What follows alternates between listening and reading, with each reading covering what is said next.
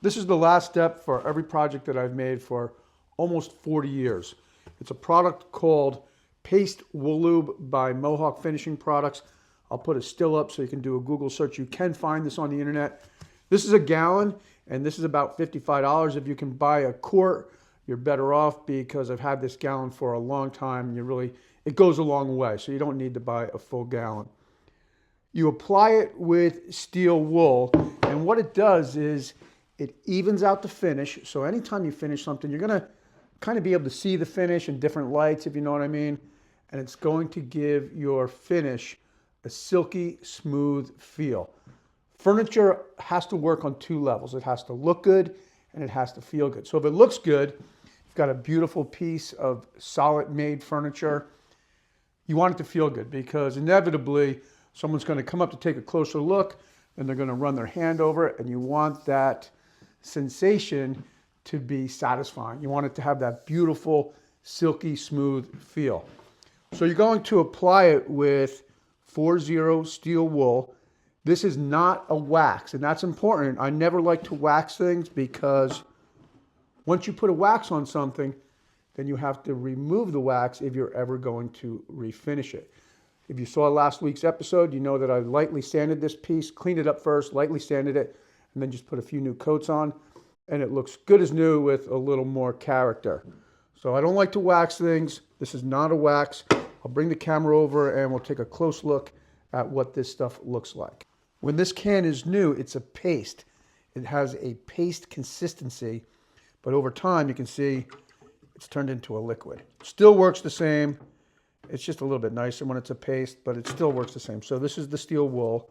Again, 4-0 steel wool. We'll just dab a little bit on there, and that's your lubricant so you don't burn the finish.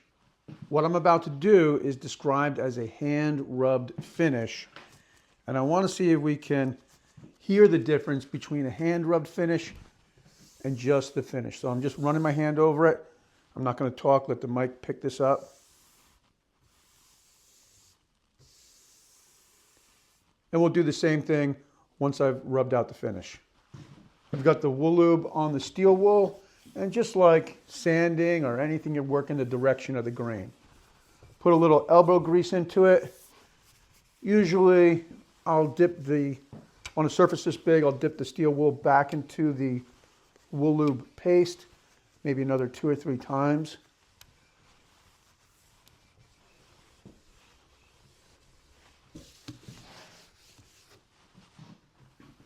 I can already feel the difference.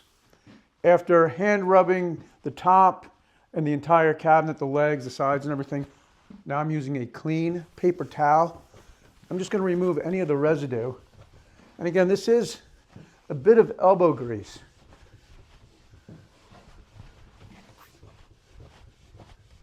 But you can really feel the difference. It just makes all the difference.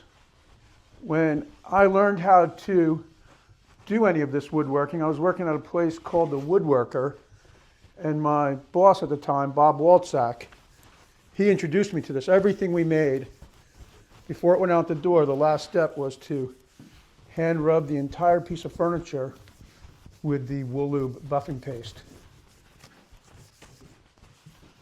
I shot an interview with Bob, I think about 7 or 8 years ago, when he was retiring, and we take a look at his shop.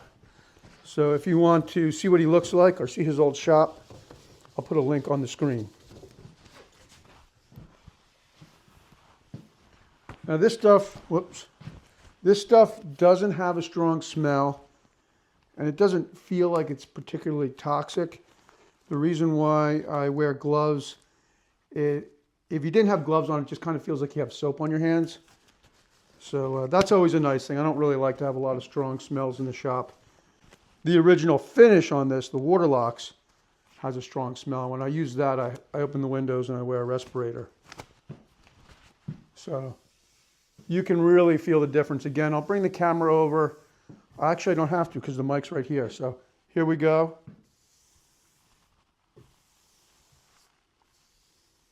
I don't know if it sounds smoother, but it definitely feels smoother. Just for the sake of the video, let's do an after. and the before.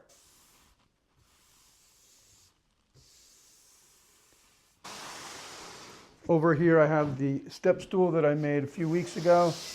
And this might give you a better example of how the wool lube will even out the finish, especially on some of these areas where you see the light. So again, I'll bring the camera over real close and you can see what it does. You might be able to see the hot spots over here, and the wool lube on the steel wool should even that out. I won't rub down the whole piece, but I'll just kind of do some of the areas so you can get an idea. It really just makes such a difference. It's the kind of thing that my wife will notice if something has been, if a finish has been hand rubbed, or if I got lazy and just brought it into the house without doing that. Final step.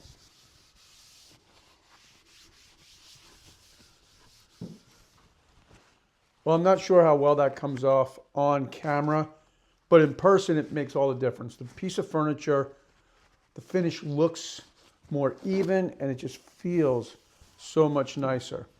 If you're still around, I thought I'd just talk about some of the finishes I use, because it's mainly 3 finishes, sometimes 4, but I'll talk about the main 3 just to keep it simple. When I'm working on what I consider like fine furniture or solid wood furniture, I'll usually use something called Waterlocks, which I don't know where it is right now, but I'll put a picture of the can up. Any kind of a wipe-on varnish. It's nice because it's wipe-on, so you're not going to get runs if you're not familiar with finishing things. The idea of brushing an oil-based polyurethane or even a water-based polyurethane, potentially getting runs is a nightmare to me. So use a wipe-on poly, wipe-on varnish, and you'll end up with a nice finish. And most of those wipe-on finishes are oil-based. Not the strongest finishes, but a really nice finish and easy to freshen up a few years later. So after this step stool, which I do have plans for, by the way, on my website, after this gets a few years of use, it'll be easy to freshen up with a light sanding and a few more coats of Waterlocks. If I want a very durable finish, a very strong finish, I will use a water-based poly. If I'm using a water-based poly over what I consider a beautiful wood, like a cherry or a white oak or a walnut, I'll seal it first with this shellac sealer. That'll bring out the beauty and warmth of the wood. And then for the strength, I'll use the water-based poly. If you don't use the shellac, the water-based poly is going to deaden the finish, give it a very dull, cold look. So if you're going to use a water-based poly on what you consider a beautiful wood, seal it first with the shellac sealer. The only time I use water-based poly without the shellac sealer is on birch plywood shop cabinets, or even interiors of cabinets if it's birch plywood.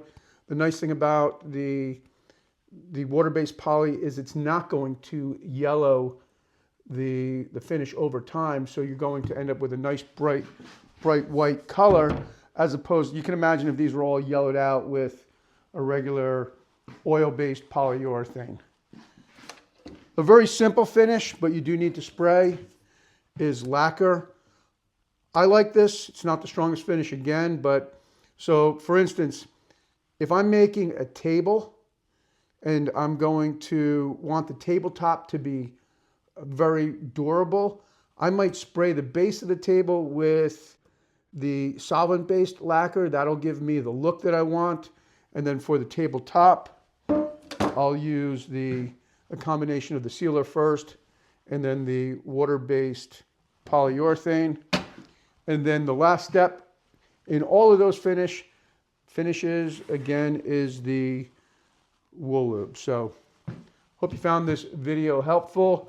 This is just something that I've picked up years and years ago, and I've been using the same process ever since. So thanks for tuning in, and I'll see you next week. If you'd like to learn more about woodworking or build your own furniture, visit my website at johnpeters.com for professional woodworking plans and step-by-step video tutorials. While you're there, check out my original artwork for sale or shop my prints and merchandise.